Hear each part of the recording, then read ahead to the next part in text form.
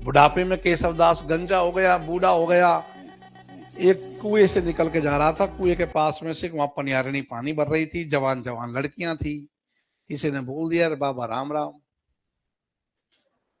बूढ़े आदमी को बोल ही देंगे बाबा राम राम, और उसको बुरा लगा। जैसे कोई तुमको आंटी बोल दे, अंकल जी नमस्ते बोल दे, कितना बुरा लगता है। अरे इतना पेट लटकाने के बाद हमसे भी कोई अंकल बोल जाए एक बार, तो हम भी सोचते हैं अरे यार।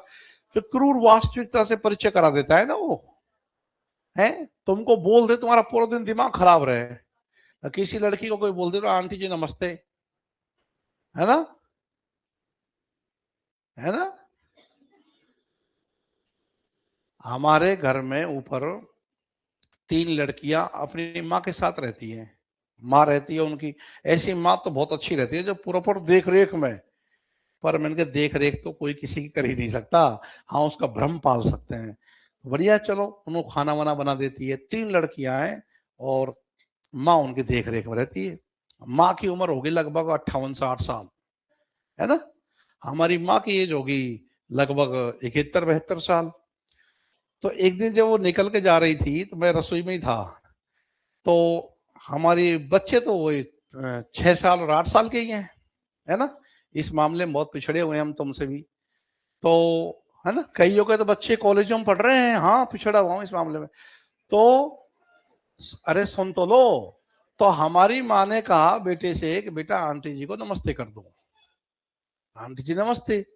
बच्चा तो नमस्ते करके चला गया, पर उस महिला को अजीब लगा जो कि 58 साल की है ना, जिनके बच्चे एमए कर रहे हैं। वो आंटी सुनना उसको पसंद नहीं आया। वो मेरी माँ से क्या कह रही है, नहीं नहीं मैं आंटी तो नहीं हूं। और मैं भी चौंक गया, मैंने कि मैं ही तो इसको आंटी बोल सकता हूँ भाई, ये तो छोटा बच्चा है, उसकी तो आंटी क्यों नहीं है। अब मान लो मेरा खुद का भतीजा 24-25 साल का है। अब 24-25 साल के लड़के मेरे को यदि अंकल बोल देते हैं तो बिल्कुल बोलना चाहिए उनको। तुम तो मेरे स्टूडेंट हो, तुम अंकल अंकल नहीं बोल सकते हो, लेकिन बोल सकता है ना। लेकिन वही कोई अब 50 साल का व्यक्ति मेरे को अंकल बोलेगा तो मेरे को भी अजीब लगेगा, है ना। अब देख 58 साल में वो आंटी सुनना नहीं चाह रही छोटे बच्चे से, इसका मतलब अभी तरंगे ही शेष हैं। अर्थ क्या निकला इसका। मैंने कि धन्य भाई, इसके साथ तो फिर बैठ के चाय वाय पी जाएगी, है। मतलब इतने वृद्ध व्यक्ति को भी आंटी कहलाना पसंद नहीं है। तो बता, केशव दास तो साहित्यकार है कोमल अनुभूतियों का, इसको तो बड़ा बुरा लगा है। तो तब इसने कहा अरे भगवान, हे ईश्वर। अब देखो, केशव, केश नस्करी। अब इस केशव शब्द पे आप गौर फरमाओगे ना, तो अब तुम हो, तुम जा रहे रास्ते में, खरगोश फुदक रहा है, खरगोश को देख के ओ मायरी, ओ भय लग गया तुमको। अब तुम वो भय जो लगा है ना, वो भय रस नहीं है, वो भयानक का रसाभास है। इसलिए रसाभास और भावाभास ओरिजिनल रस को प्रकट नहीं होने देता है, वह केवल उसका आभास कराता है। इसलिए भावाभास और रसाभास ये गुण नहीं है, दोष हैं, दोष जो रस की प्रतीति में बाधा पैदा करते हैं। यहां पर ये रसाभास है, और वह भी श्रृंगार रस का। इसके ऊपर लिख और लो आप, ये श्रृंगार रस का रसाभास है।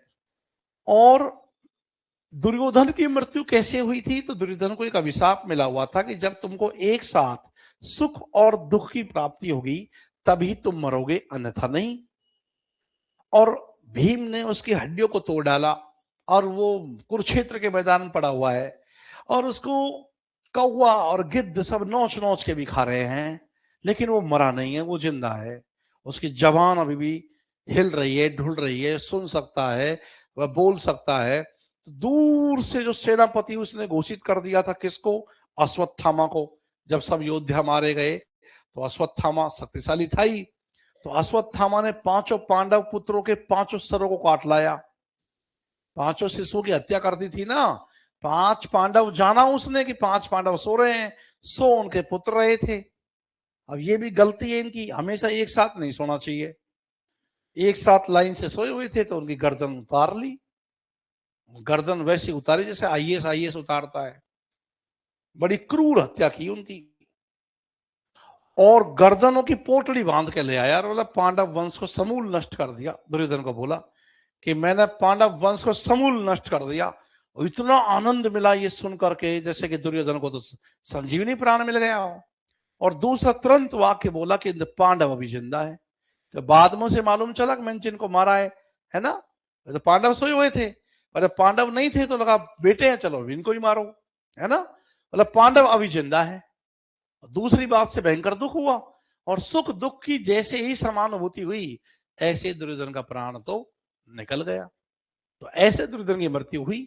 अब इस बात की जानकारी बिहारी को है, तो पौराणिक ज्ञान बिहारी को है, ये साबित हुआ। अब यहां उस स्त्री के बारे में बताया जा रहा है कि पिए बिछड़न। अब जब ससुराल में आती है लड़की तो फिर कुछ दिन रहने के बाद बाप के भी तो घर जाती है ना। तो अब वो कवि कह रहा है कि पिए बिछड़न सो दुसे दुख। अब प्रियतम से बिछड़ रही है तो बड़ा असहनीय दुख, दुसह है, बहुत दुगुना असहनीय दुख उसको हो रहा है। लेकिन हर्ष जात प्योसार। प्योसार का मतलब पूछ लेंगे आपसे। प्योसार का मतलब पियर। पहले तो मेरे को ही नहीं पता था कि पियर का मतलब पियर का प्रियतम समझता था मैं। बाद में मालूम चला पित्र से पियर बना तो पिता का पक्ष है। तो प्योसार पियर है, पियर माने पिता का जो घर है। लेकिन पिता से मुलाकात होगी, प्योसार है ना, माता पिता से मुलाकात होगी, इस बात की बहुत ज्यादा खुशी भी है और इस बात का दुख भी है कि अरे प्रीतम से बिछुड़ रही हूं, है ना। तो अब तो उसको एक साथ समान सुख दुख मिल रहा है, तो शायद ये भी प्राण त्यागने वाली है। एक प्रकार से हम मरण संचारी भाव भी यहाँ कह सकते हैं। भाई मरण संचारी भाव की व्याख्या है, अब चाहे वैसे मरता थोड़ी कोई आदमी खुशी और दुखी में, लेकिन कवि ने एक अच्छी कल्पना की है।